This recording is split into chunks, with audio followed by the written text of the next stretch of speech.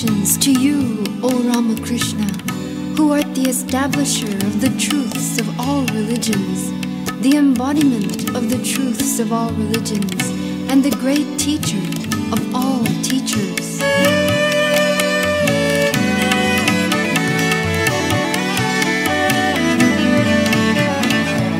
I salute Sri Sharada Devi, the embodiment of all knowledge, who exists in Sri Ramakrishna as the burning power exists in fire.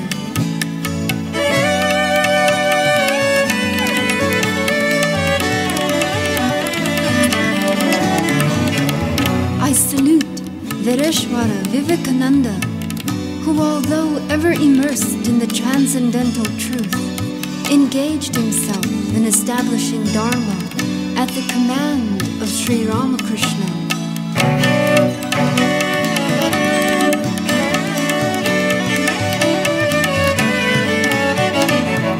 Salutations to you, O Brahmananda, the true teacher and leader of people, who is immersed in divine sport with Sri Krishna on the full-blown lotus flower of the Yamuna River.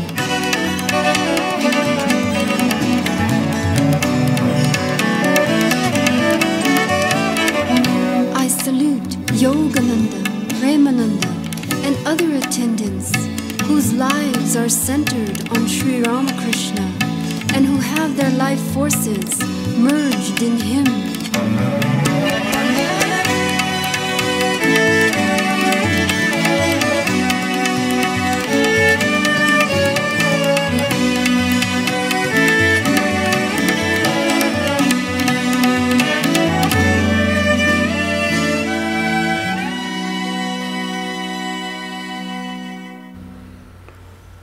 Om Sarvadharmastapakastvam Sarvadharmaswarupakaha Acharyanam Mahacharyo Ramakrishnaya Te Namaha. Om Stapakaya Chatarmasya Sarvadharmaswarupine Avatara Varishtaya Ramakrishnaya Te Namaha. Om Namah Shri Bhagavate Ramakrishnaya Namo Namaha. Om Namah Shri Bhagavate Ramakrishnaya Namo Namaha. Om Namah Shri Bhagavate Ramakrishnaya Namo Namaha. Om Sahana Vavatu Sahano Bhunaktu Sahaviryam Karvavahai Tejasvi Navaditamastu Ma Vidvishovahai. Om Shanti Shanti Shanti. May Brahman, the reality, protect us. May Brahman sustain us. May Brahman illumine our thinking process. May we not find fault with each other, with the world, or with the teachings. And may what we study be a source of inspiration to us eternally. Om Shanti Shanti Shanti. Om peace, peace, peace.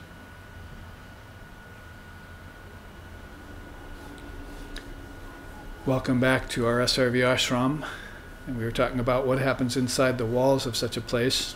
And we just had a good hour-and-a-half example of the kind of deep study you get here in the Vedanta, at Vedanta centers and ashrams where swamis and brahmacharis and gurus come to teach that salient system with all its facets, Vedanta, Tantra, Yoga, Samkhya, Buddhism even, all of them so much interconnected. They're all Indian philosophy and why we love Mother India so much. And some of us have more than just an intrigue with her lands and her various kinds of mangoes and so forth.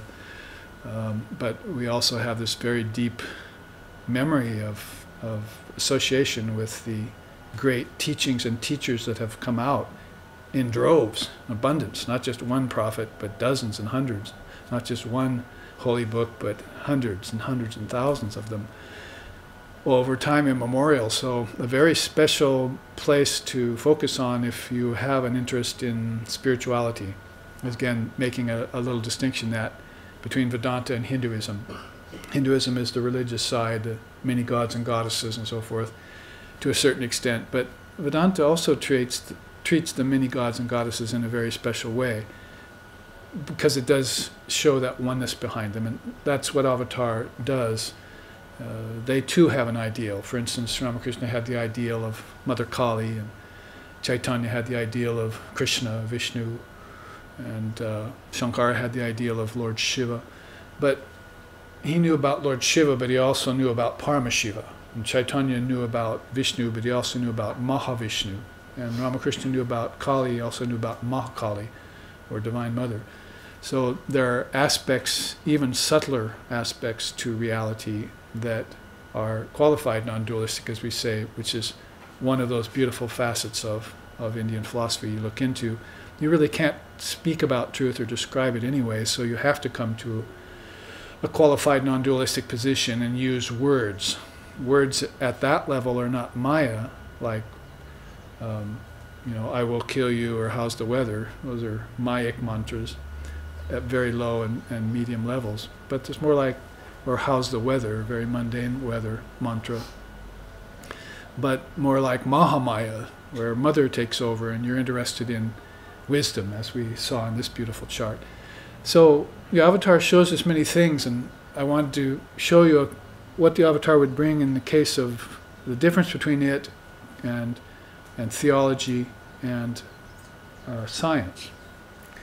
And this is a wordy chart, but I'm not going to really take a long time on it, just to say that you see the 3 columns there.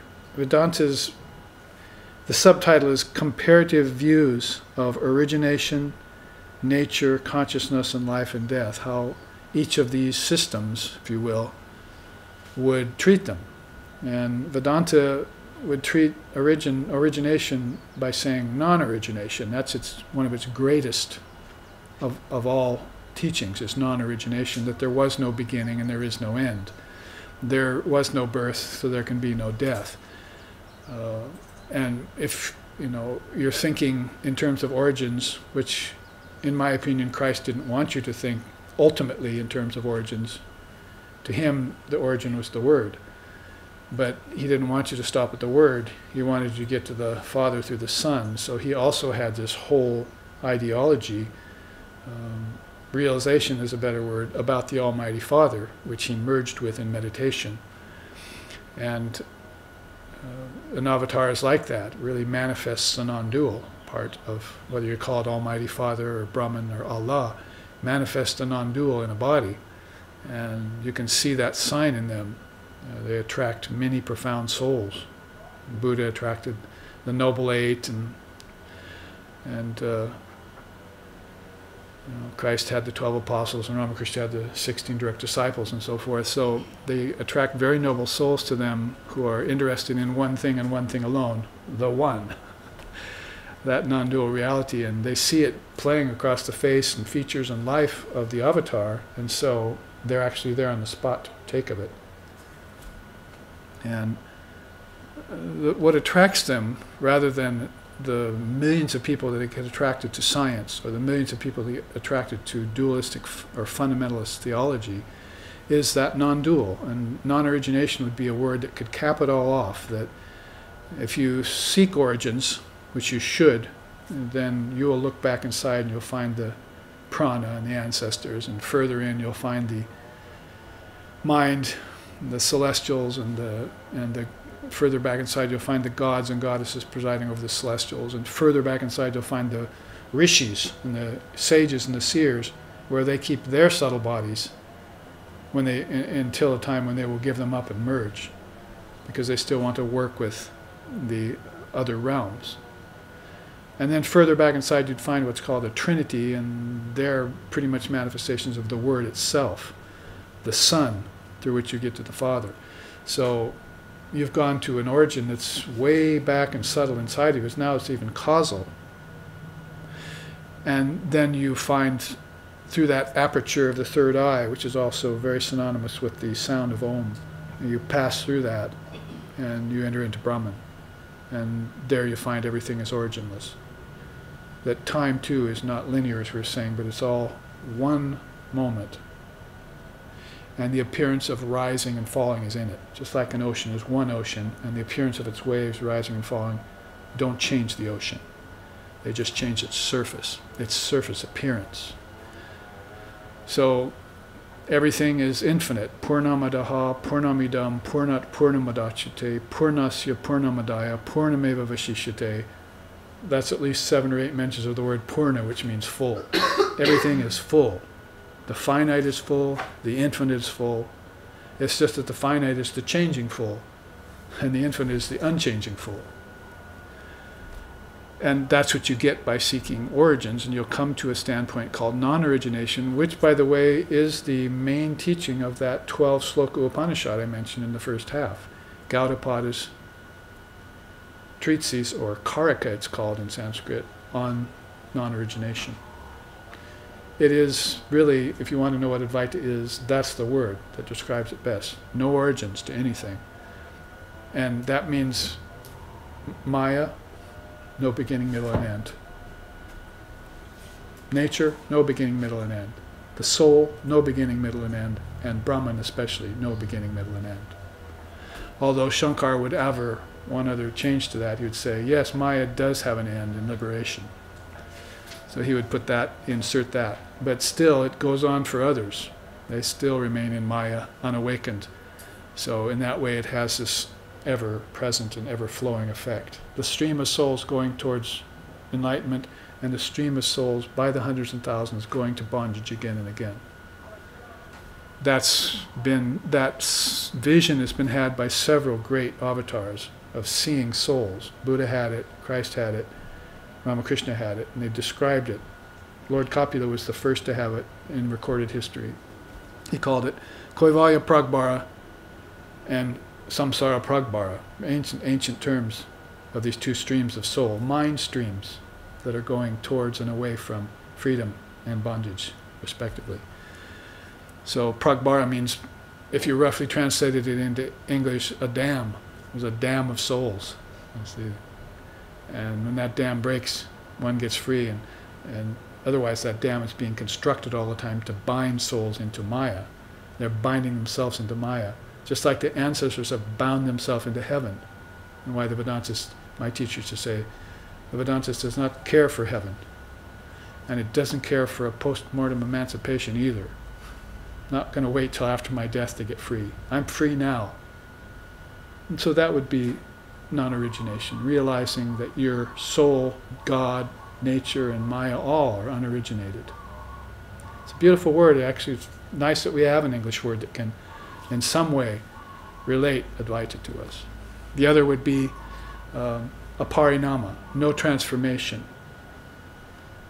That there's no transformation in Brahman. And you know, you can make a case for there's no transformation even going on in nature and in Maya by saying it's just an appearance. How can a thing that's unreal transform? You see? So if you've labeled Maya or nature unreal, and the wind is blowing things and your child is growing and so forth, you're looking at that and you say, that must just be appearance. The soul never changes. So it could very much be that even nature is a parinama, because something unreal can't change. Certainly something real doesn't change, but something unreal also, a case could be made for that fact. That constant change, like constant waves in the ocean, how can you assess them? Like millions of souls being born and being died this week and dying this week, you see. How can you assess that? How can you understand that? Plethora, that wave of souls that's rising and falling. The universal ocean of suffering, as we were saying, on one side, or the universal suffering, the ocean of bliss on the other, Ananda Sagar. So, look at some of these facets in the top block. You see, there are 4 entries. Science avers over here that the origin of consciousness, that consciousness develops in nature as body and mind evolve. That is, you're born, then the brain is there, and it develops, you get some intelligence, and then at the end, that intelligence is gone. You see, what happened to it? You know? Why did I even strive for it? If that's the case and I'm a materialist, then I should just remain an animal, you see. and be a happy animal, seeking pleasure. Theology, or Genesis, again, Christ didn't really mean everything to be based on Genesis. Genesis was explaining the stairs between the lowest step and the highest step. Genesis should explain that for you, called Origins. And yes, you should know that, but you shouldn't take that as the ultimate truth, because Brahman doesn't change, and Genesis is change, just putting it very simply. So consciousness is born in time and space and passes from state to state, theology says. State to state here means heaven to earth to hell. But there's no transcendence in that, of heaven and earth and hell. All worlds, both here and there, do I renounce. All heavens, all earths, all hells, all hopes, all fears. Thus cut thy bonds, is how Vivekananda put it. Say peace to all. From me no danger be to aught that lives.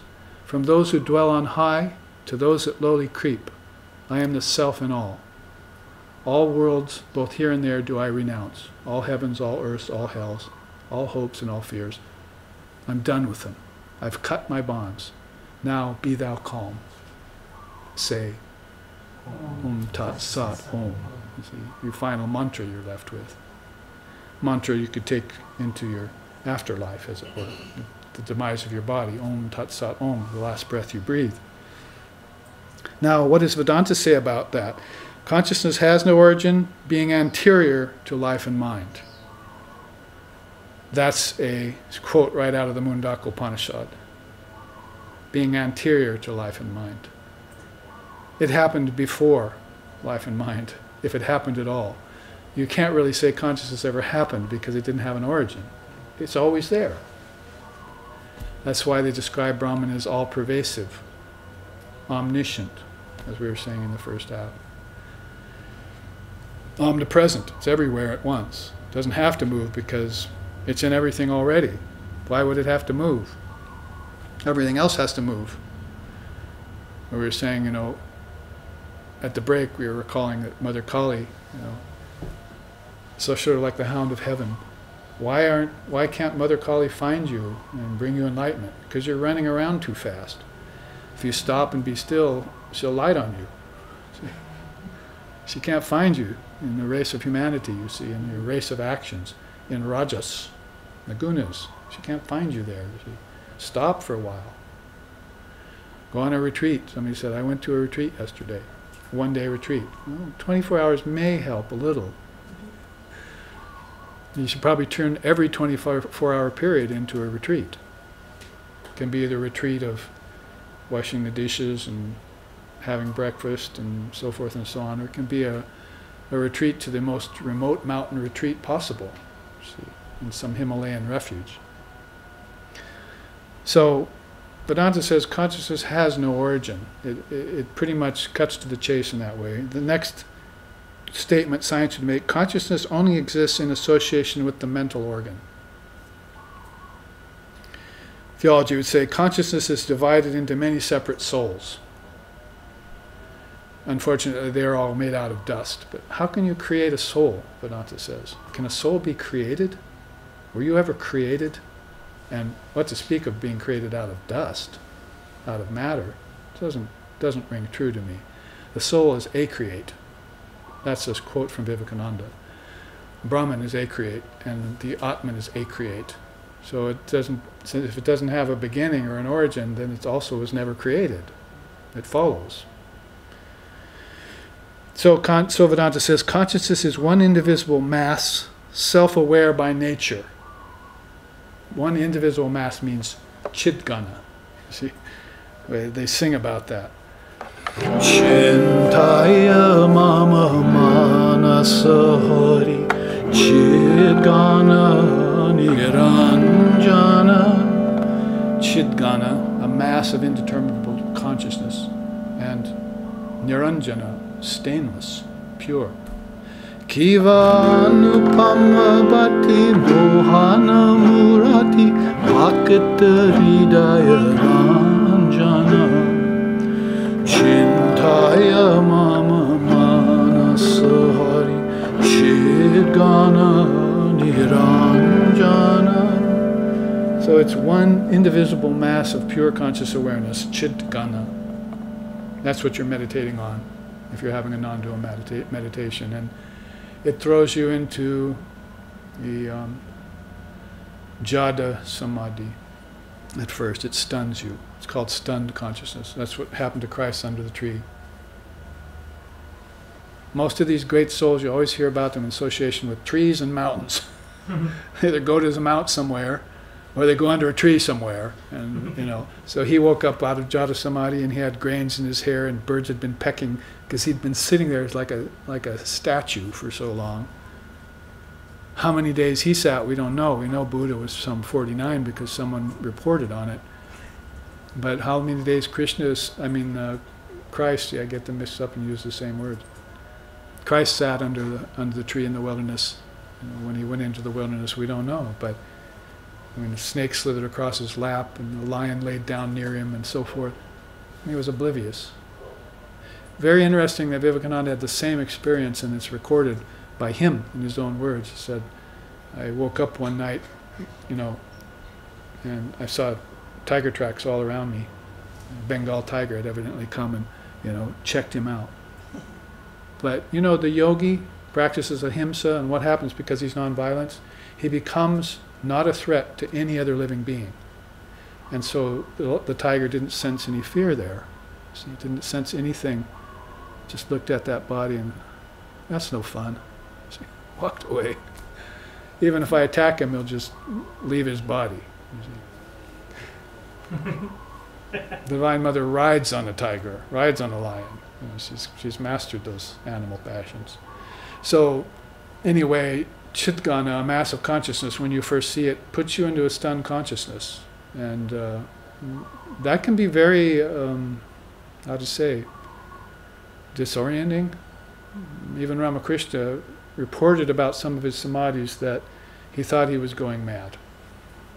People were calling him mad, which didn't help. The madman at the Dakaneshwar temple, that runs around chanting Kali, Kali, Kali. But he began to suspect himself in these experiences he was having because he couldn't find them in the scriptures. Not even in the Indian scriptures, some of these samadhis he was having. So then Bhairavi Brahmani showed up, this tantric woman teacher.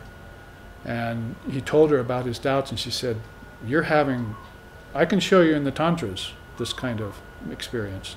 And she began counseling him and became his tantra teacher. Took a woman tantra teacher and came to understand the special nature of these experiences he was having. He just needed an adept to show him, that these experiences were had by other avatars. But not very many souls had them, so it was a matter of shocked consciousness. Jhada samadhi, that is a samadhi that's reported on and written in the scriptures. Jhada means inert. It makes you inert. He said, I became like a stone, like a rock, like a ghoul, like a madman, like a child. He was explaining it that way. He just became totally inert. So Vedanta says Chitgana, it's really one mass of pure conscious awareness that is beyond origins. And as we go on here, consciousness, science says, calls it evolution. Consciousness is dependent upon the presence of matter and energy. Oh, so we're bound into the matter-energy process, you see. It seems like it would be the case. Maya makes it look that way because if we don't eat, we die. You can only fast so long. But man does not live by bread alone. So they've proven that they can go into a state of suspended animation and stop the organs from functioning, cut the breath down. You do that anyway tonight and you don't damage any of your brain cells. You go from 240,000 breaths a day to 120 at night. You cut it in half, and sometimes you go into a state where 5-10 minutes you're in deep sleep, you don't breathe at all. Yet nothing happens to your brain cells. That's the big fear, right? It's like people saying, oh, if I sit like this and my leg falls asleep, will I lose the use of my leg? No, you'll lose attachment to your body and its pain. See, you'll get beyond it. that will shoot me away from my body. I don't think I want to go to my knees anymore. I think I'll just stay in a state of destruction of pain. So Krishna says in the Gita, in this beautiful chapter, let that disassociation with the soul and the mind from the body and its pain be called by the name yoga. Let it be called that. It's the disassociation of the mind and soul from the body and its pain. But whole ideologies are being built around treating pain as if it were real. See, medicines are being given, therapies are being given, retreats are being given that aren't about the soul at all. They're about how to get out of your pain. I have a way. They had a way. Well, theology says about that same point, consciousness depends upon creation and a creator. So it goes a little bit step further than, in far as origins goes, than science does. Science will only go to the origin of the Big Bang or something like that, matter. But theology will take the step and it will go back to the creator. Problem with the creator in Vedanta is that everything is non-originated, right? So everything cannot be created. There's no such thing as creation, there's only projection. A creation it can't be real, you see. You can't create anything because it always was. Nothing new under the sun, you see. So it was always there. So therefore, Vedanta says, consciousness is ever free and transcendent of creation. So that means if you want to be realized of your true nature, you're going to have to transcend nature. Get a divorce. Isolate yourself. What else is sitting under a tree alone for days about? Or going to a mountaintop about? Isolate yourself. Go solo. Well, moving on, consciousness here under the science evolution says consciousness and the form are indiscernible from one another. Matter, we're matter. Even our thinking processes matter. Well, I could agree, if you look at most people, they're thinking only about matter. But most people haven't taken up the mysteries of the mind yet. Memory particularly. Memory is an amazing thing. Smriti, it's called in my tradition. The reason you're not matter is and that the soul cannot be a material thing is because you have memory of being in samadhi back in you. You have memory of being with Christ back inside of you. You have memory of being with Lord Buddha back inside of you. You have memory of that which is anterior to life and mind. You have witness of your own birth and death, a memory of that back inside of you. How many times you died, how many times you were born again. All of that is inside of your memory. So memory isn't just, my sentimental photographs and things, you see, of a worldly person, but it's these very powerful memories back inside of you. I was saying in my spiritual director's message, so that you'll see in the new Mundamala, our SRV newsletter is coming out. Look, has fashioned that really well. In the spiritual director's message, I said, I've been thinking lately about this, and spirituality is not an acquired taste. It's a memory. That's how I put it. It can't be an acquired taste, because that means you would have to discover it anew. But you come from that. So it's a memory, as far as you're concerned, until you get enlightenment. Spirituality is a memory of what's back inside of you. And all you need to do is prick that memory, go back and stab it, that balloon memory, and let it release it. Release the jnanamatra, the intelligent particle, and let all those memories come flooding forward. With it, Krishna says in the Gita, will become a memory of all your lifetimes. The yogi will have to look at all the lifetimes at some point in that enlightenment process. We'll see them laid out like on a graph. It's called the Akashic record. And if you don't have a pranakasha in your theology, in your ideology, then you're not going to go looking there for this memory. See, it doesn't exist to you. Prana doesn't exist. You can't explain why the eyes see, why the ears hear, why I'm speaking intelligence, why I can speak about things that are back inside of the memory that other people have forgotten. I'm full. Purnamadaha, Purnamidam, Purnat Purnamadachyate. Everything is full. Everything is non-originated. Therefore, what happens to my fear? You see, when I have a realization like that, when I analyze things, you see, back to their origins and their evolutes, what happens to my fear? It goes away.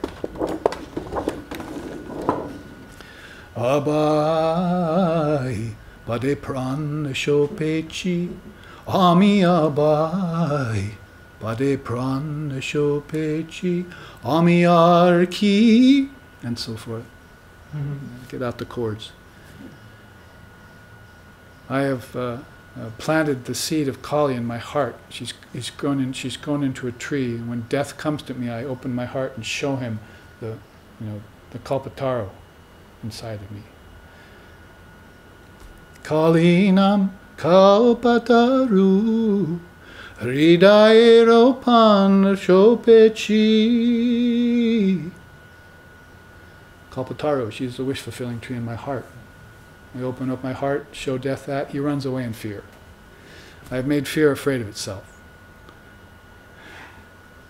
I put death in its own grave. It's just some of the last words my teacher spoke to me.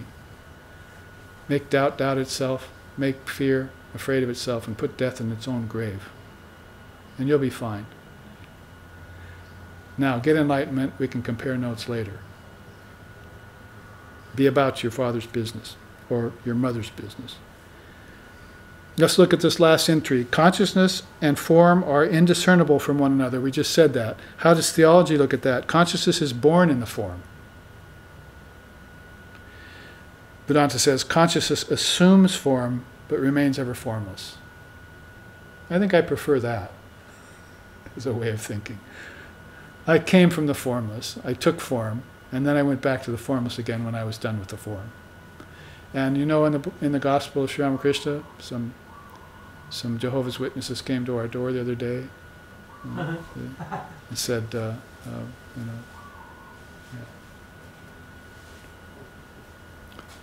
Listen to some slokas out of the Gita. And he said, if you look out of the Bible, and we said, okay, if you listen to some slokas out of the Gita.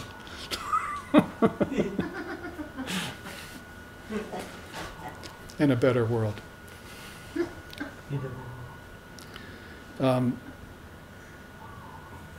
Consciousness assumes form but remains ever formless. So you started out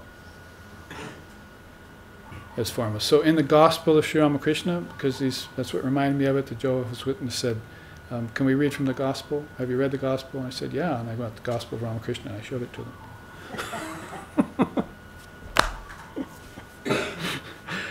Assumes form but remains ever formless. So in the Gospel, Sri Ramakrishna says, my most mature opinion is. Oh, everyone goes to that page. There's a lot of pages there. It's thick. He says a lot of things. Holy Mother said, Sri Ramakrishna said hundreds and thousands of things, and they were all true. But when he comes to say, this is my most mature opinion, everyone all of a sudden opens the book to that page. What is Sri Ramakrishna's most mature opinion about important subjects like that? It's that a soul starts from the Nitya, descends to the Leela, and goes back to the Nitya. So if you have knowledge of those Sanskrit words, if you're akamai a little in Sanskrit, then you know Nitya means eternal, and Leela means sport, sportive play of consciousness. Notice how he didn't say anything about the Maya. Man doesn't come from the Nitya, go to the Leela, and then descend into the Maya and get cut there. See, for thousands of lifetimes. That's not his most mature opinion. You come from the eternal, formless nature, and you sport, and you give up the form. And the whole time you're doing that, nothing's happening. You're dreaming. It's just that some dream very nice dreams, and some visit Nightmare Central, see? And some go into a mixture of those two. good and bad dreams, an amalgam. So his most mature opinion, consciousness assumes form, but it remains ever free. In fact, even when it assumes the form, it's free. That's what the word jivan mukta means. We have a word like that so that we know that there's such a thing as a living, liberated soul who's in the body. And I brought a chart on that, which we'll never get to today, you see, about the living, liberated soul, the jivan mukta, and all the things we could say about it. You see, all the things that Vasishta said about him in the earliest time, all the things that Shankar said about him at 700 AD, side by side. We'll look at it in another series.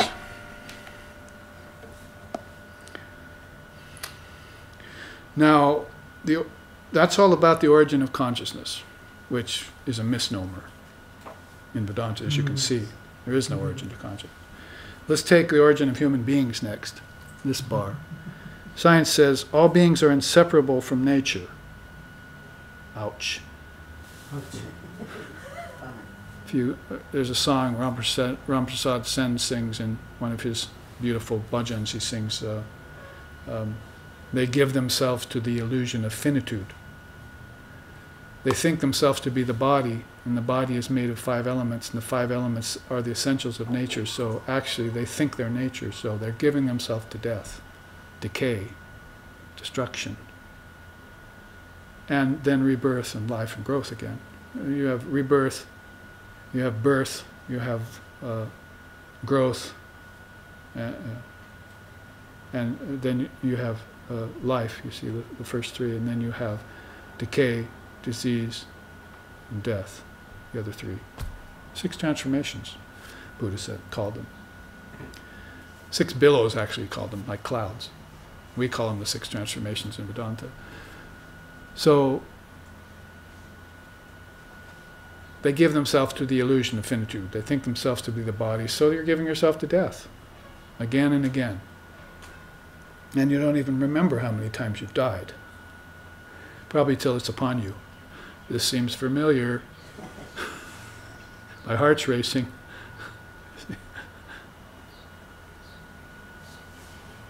Even decrepit old people with pain. Oh, I don't want to give up this body. Why not? How freeing it's going to be. I mean, I've been around old people. And when they were passing. Well,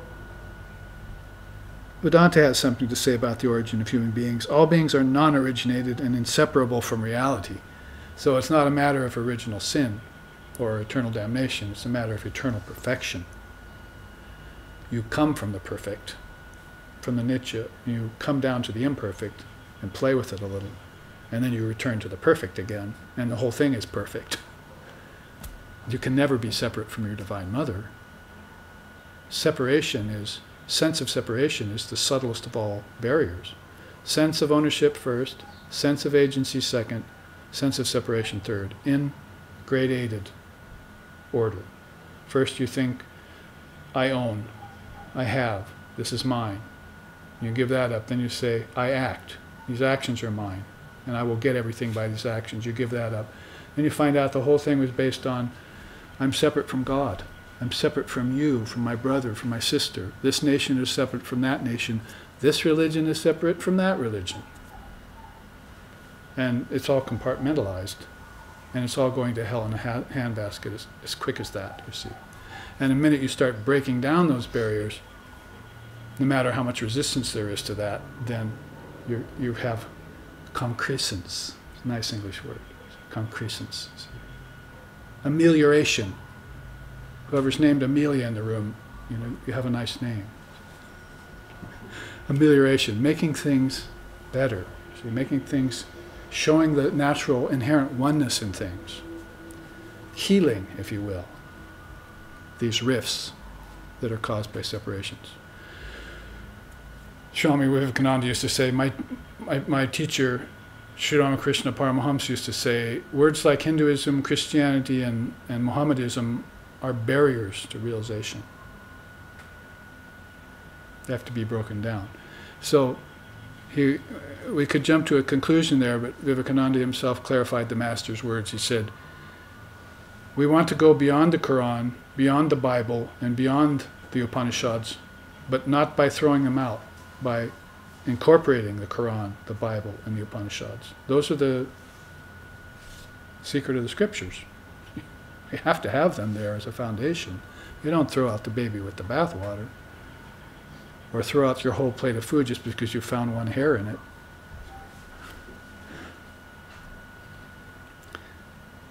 So Vedanta comes, I think, and states the truth. You're inseparable from reality. That you ever thought yourself to be separate was called the ego.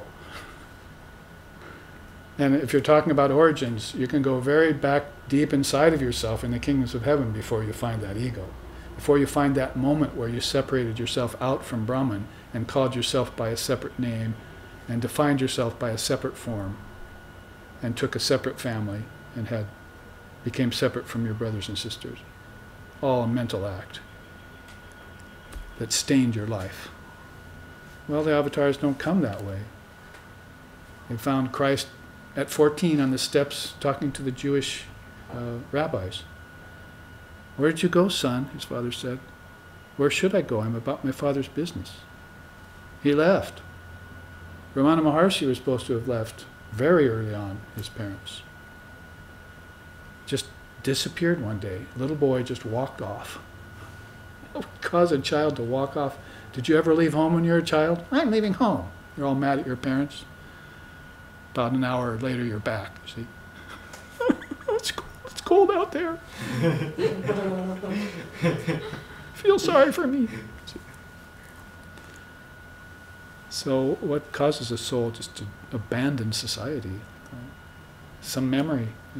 It's not an acquired taste. It's a memory. It hit him.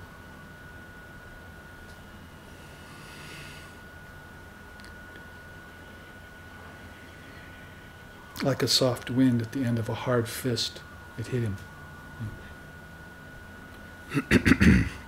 So let's take the next one. Science says, the lives of all beings are based upon the real existence of matter.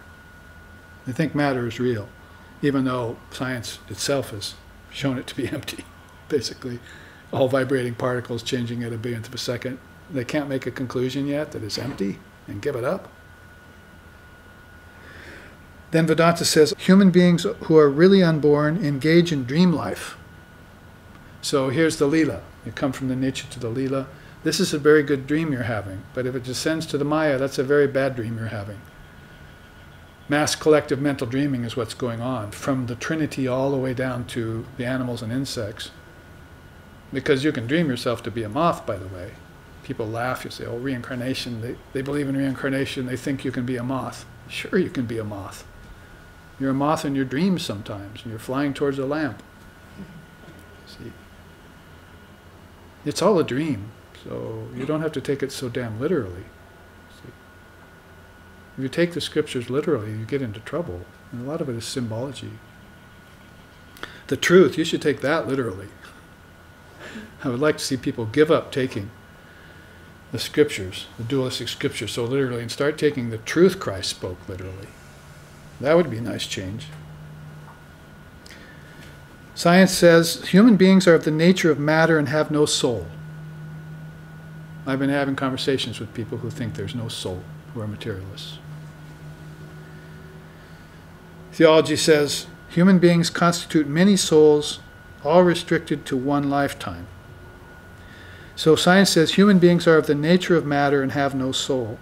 Theology says human beings constitute many souls, all restricted to one lifetime only.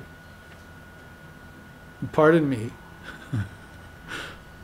what happened to those people who never met Christ or heard of Christ? How are they going to get saved? I mean, he was born at year 0, right? What about all the souls that were pre-Christ era? Were they damned? They only had one lifetime. That was it. They never met Christ. They will never meet Christ because they don't have another lifetime. Am I missing something here? I mean, tell me if I am. This doesn't make sense. Not even symbolically, what to speak of literally. It just doesn't make sense. Vedanta says human beings are really one birthless, deathless soul. They're not created, they're not conceived, they're not even a soul. They're an Atman. They're Buddha nature. They are the truth walking around on two legs. They just have to realize it because they fell into a dream and think themselves other than who they really are. Wake up from the dream. That's spiritual enlightenment. Souls have done it by the thousands, really. The last one here, intelligence is energy and is formed by experiences in matter. Theology says, intelligence is God-given, associated with secular knowledge. And Vedanta says, intelligence is inherently spiritual and of the nature of sentiency. Here we find the distinction between the insentient and the sentient. Nature being insentient, the soul being sentient, and one coming out of the other. All of nature has come out of you. We're not two separate realities, in other words. And this was the contention Vedanta had with Samkhya Yoga in the early time, because they were talking about Purusha and Prakriti being separate realities. Vedanta had to come along and say, pardon me, there can be no two realities. They would cancel each other out. There has to be only one reality. So it must be that nature came out of the soul, and they are one. But the difference in the oneness is that one's insentient and the other is sentient. In other words, nature is your projection, and a projection cannot be real. You might have noticed if you're watching a movie and a projector is projecting something on the screen, and bombs are going off, and pathos is, people are crying and stuff. Projection goes away, movie's over, you go up the screen. Explosions didn't cause one rip in the screen. The screen isn't wet from any tears. It was a projection. That was all. The backdrop was not affected in the least. That's the way Brahman is. The backdrop to all your experiences, doesn't matter what the experiences are, it won't change. And the projection is not real. And wake up for that dream projection. The dream projection of evil and the dream projection of good. Wake up from them both. Go beyond them both, sannyas and bold. Say Om Tat Sat Om. Does nobody said? One's a gold chain, one's an iron chain. And one binds you just as well as the other. So go beyond them both, sannyas and bold. Say Om Tat Sat Om. Go to freedom. We have just enough time to finish this chart. Origin of nature, worlds and objects comes next. So you can see what I've done here. I did some deep thinking on it and some research into these. Vedanta is really my field. I don't know a lot about science, but I've looked into some books, and of course theology. I was raised in Christian theology, so I know some about that, and I know the main points. So I put them side by side together across the board, but also figured out the three most important things that they would have opinions on. One is origins, or Genesis, it's called. One is origin of human beings, and the other is origin of nature, worlds, and objects. Let's see what science says about that. Nature is the only reality and is formed by the force of energy. Say, Big Bang energy. Let's give them that right now. Next, across the board, theology says, nature is created by the Word of God via the creation theory. Genesis. That is a sigh of relief, in theology to me. They have some idea about the Word, an origin that Christ was trying to tell John, and John couldn't get it. So go to Gethsemane and meditate, because if you don't know about the Word, you don't know how all of this came into being through vibration. The Tantrists, thousands of years prior to Christ, along the Indus River, they knew about the Word, and they used it as the very foundation of their religion. So by the time the Vedicists came into India, probably as a gentle incursion, they borrowed that from the Tantrists, most likely, and the Word became important in the Vedas. So both the Tantras and the Vedas have this very deep relationship, love relationship with the Word, because it explains origin from the root on down. From the beginning on down. In the beginning was the Word. In other words, Christ must have known about that or heard about it and thought about it. and given us that beautiful teaching and tried to give it to the apostles. Many who were kind of simple fishermen. They weren't Gyanis, see, like Shankara had in 700 AD. So, the creation theory, if it's connected to the word, then we can give it credence and learn from it. But Vedanta says what? Nature is an eternal with no beginning, middle, and end. As we were saying, non-origination applies not only to Brahman, not only to the human being, but also to nature. It's eternal. You'll never find an end to it. Or if you find an end to it at the end of 4,320,000,000 year cycles, that end will have a beginning. It's called a new yuga, a new Mahayuga, a new Manvantara. Those are incredibly long periods of time, much longer than 4,320,000,000 years science. These Mahayugas are longer. And lo and behold, they find as a witness when those long periods of Mahayugas go by, that what happens when it's apparently a void that you're trying to avoid is unmanifested Prakriti. Everything goes back into abeyance and is held there in seed form. This is very profound and esoteric stuff, but Ramakrishna put it this way. The old woman walks along the beach, and she has a jar every day, and she collects a little broken glass, a few shells, some sea foam. See? And she takes it home and pours it into a larger bowl, you see, and she's got this whole collection of beach flotsam and jetsam. That's the end of his story. What's he mean? She's collecting things for the next creation. She's holding parts of the beach back in abeyance, isn't she? In her own collection. This is the mother of the universe, this old hag. Walking along the beach, you see. And she's picking up bits of it and storing it away from that. And when the beach and the ocean both go away, she's got this collection, and she'll strew it in the universe, and the next long cycle of time will come out made from that. And that is called unmanifested Prakriti. We don't know that nature has an unmanifested side. We think it all goes to death, to destruction, or it never existed in the first place. See? What we don't know is what the Vedantists and Tantricists and yogis have known from time out of mind, is that nature goes into abeyance. I can't think of any other word. Into potential. There's another word. Into potential. It's formless nature. Formless matter. We don't know about formless matter. Although science is beginning to look at black holes and things. But they're finding a formless matter that's physical. What we're pointing to is a formless matter that's spiritual, that is at the foundation of non-origination, that is eternity. Great secrets. The Tantricists called this Srishti Rahasya, the secret of creation. This is it, the secret of creation. It explains the word, what Christ was trying to explain to John in Genesis. And Genesis. So this is what Vedanta says. Nature is eternal, worlds are eternal, objects are eternal.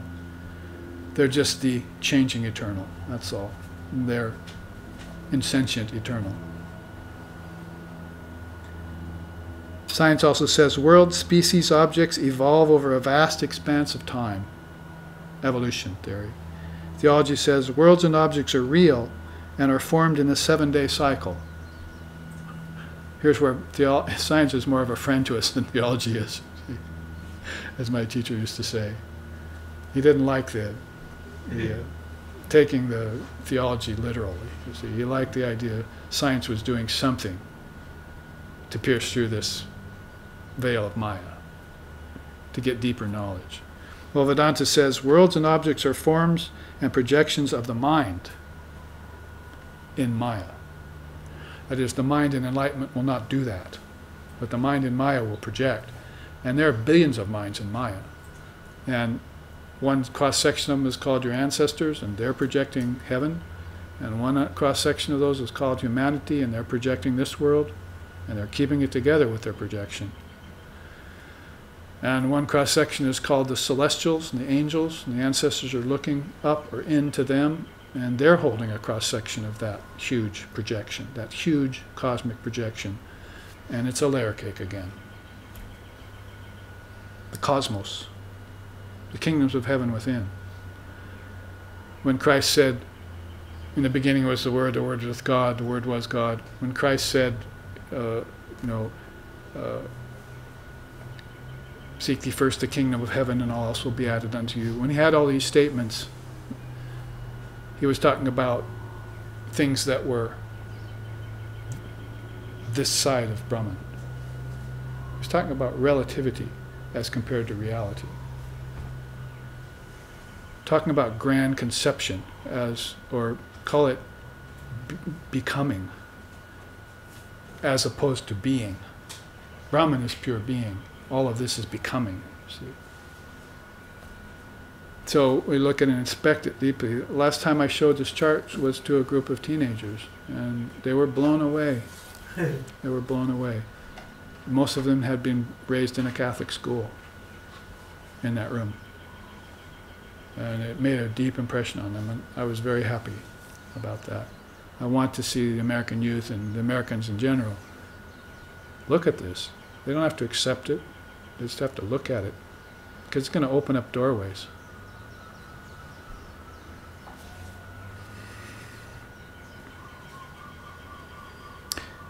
The penultimate entry here, science says, matter and energy are real and their permutations are actual.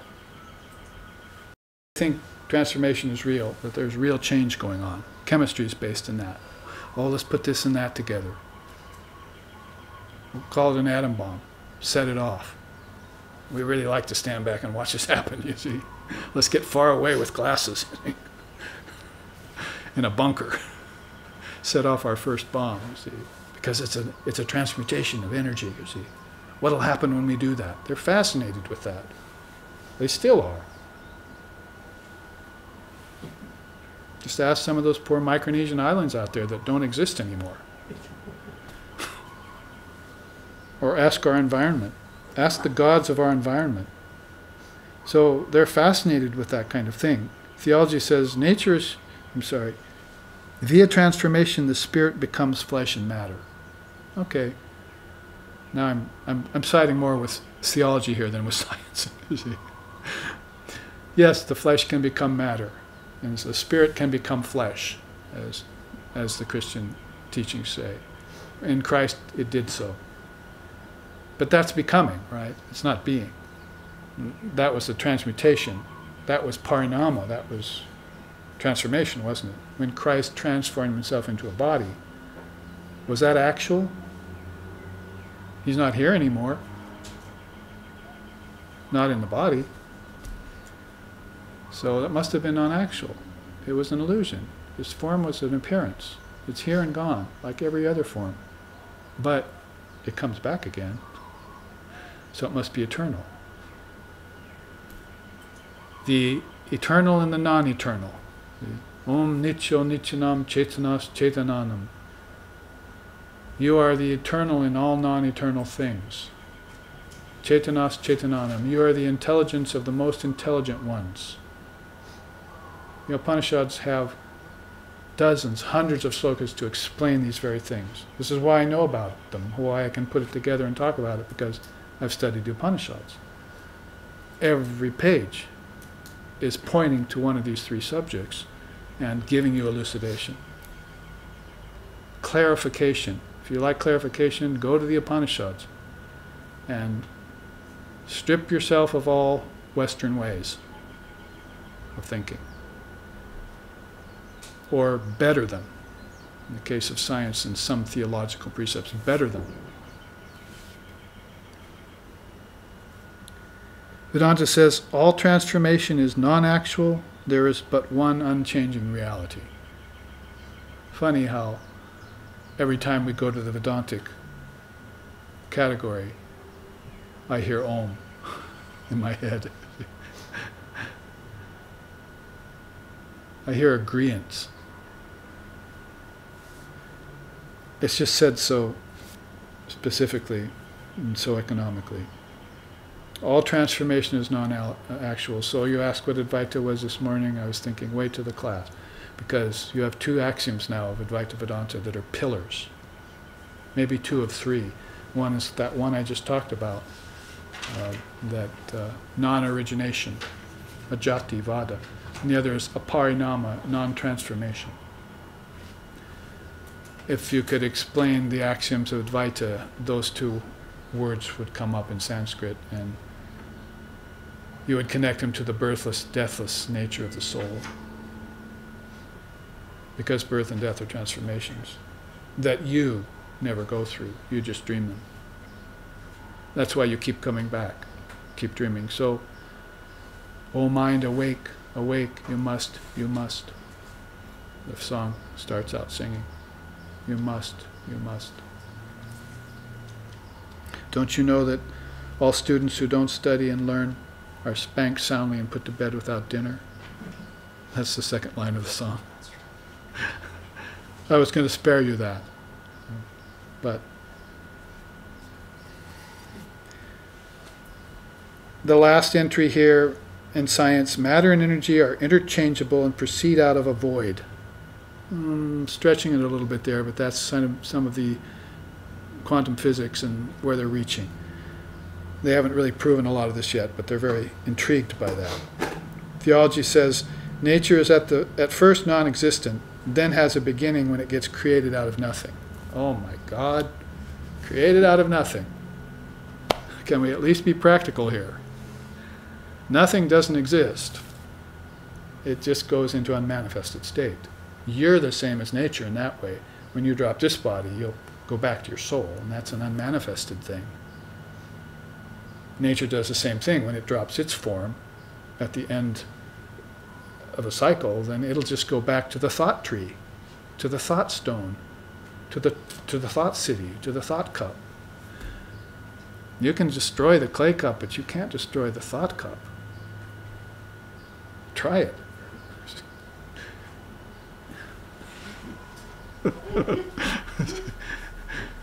You might do it for a little while, and all of a sudden you'll think, that's like a cup of tea. Right? You both like tea. And the thought cup comes back, you see. It's got its use.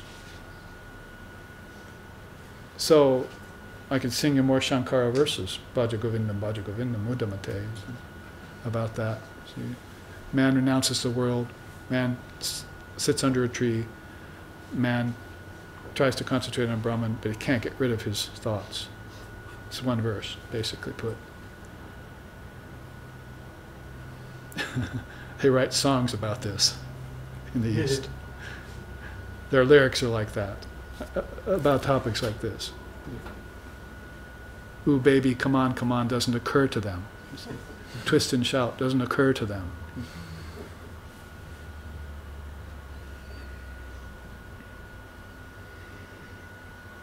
Vedanta says nature has two modes, manifest and unmanifest. Well, it has to go to the qualified non-dual, doesn't it? Because you're talking about nature, worlds, and objects. You can't speak Advaitically when you talk about that subject very well. The former rises from the latter, but both are transitory. Reality transcends them both. Here's a triputi. You've got name and form. See, or in this case, you have manifested and unmanifested. But there's also the supremely unmanifested. Read his lips. Sri Krishna says in the Gita, I will show you my eightfold nature, 5 elements in mind. He puts it very simply for us in the earliest times. That's my manifested nature. 5 elements means trees and ocean, because those are all made of water and earth and air and so forth. They're all a combination of the 5 elements. All objects are. More of one, less of another. Read your Panchadasi. See?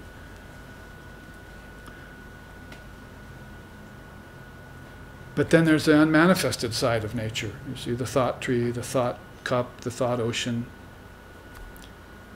still existing. But what transcends them both? So Krishna says, here's my manifested nature for you, the 5 elements plus the mind that they came flowing out of. He's not saying the mind and 5 elements are somehow separate. They have a connection.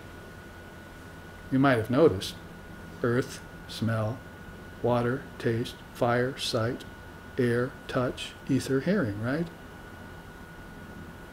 Have you made those connections yet? And meditate on them? Because if you haven't, you've got a scattered mind and you don't know what's what. The first exercise in yoga is to connect your senses with the elements. If you really want to be one with nature, as the New Agers are saying,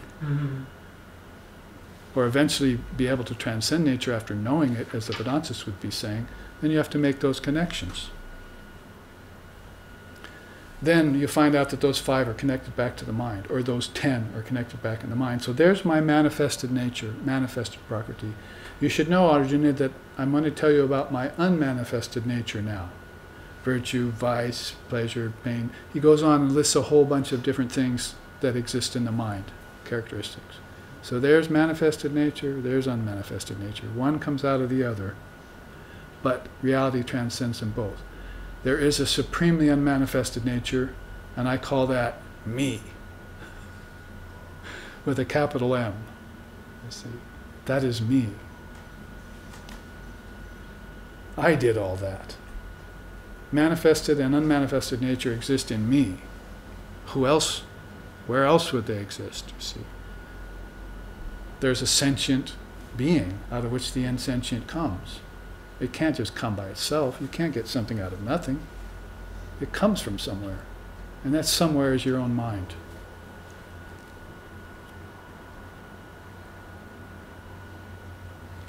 So, a trip through Vedanta, theology, and science.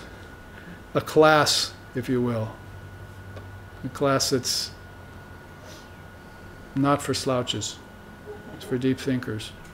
And I ask you to take it, ponder it. You can look back on these live streamings and push the pause button. See? I'll see that chart now, thank you. Compare it.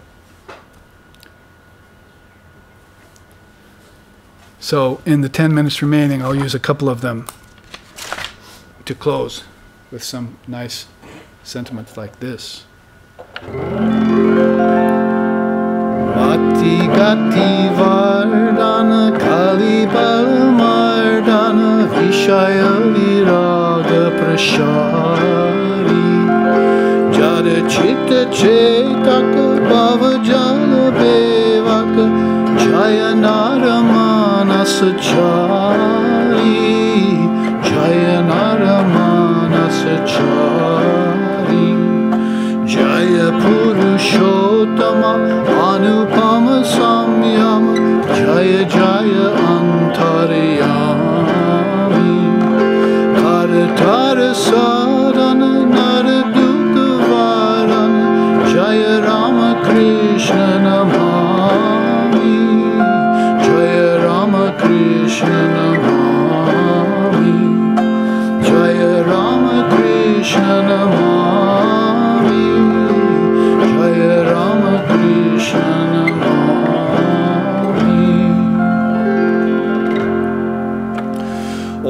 Shtapakaya Dharmasya Sarva Dharma Swarupine Avatar Varishtaya Ramakrishnaya Te Namaha Om Namah Shri Bhagavate Ramakrishnaya Namo Namaha Om Namah Shri Bhagavate Ramakrishnaya Namo Namaha Om Namah Shri Bhagavate Ramakrishnaya Namo Namaha Brahmananda Namastubhyam Sadguru Lokanayaka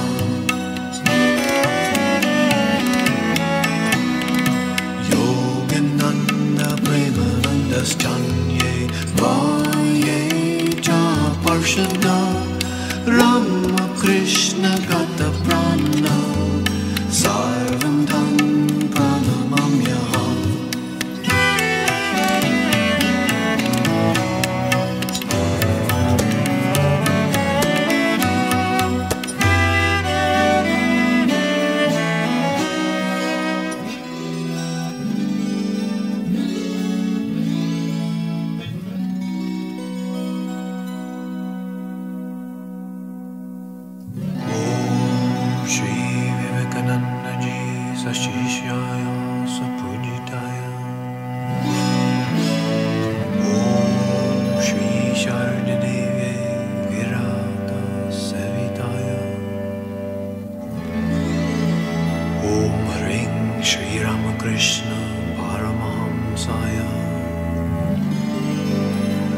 avatar varishta yascha te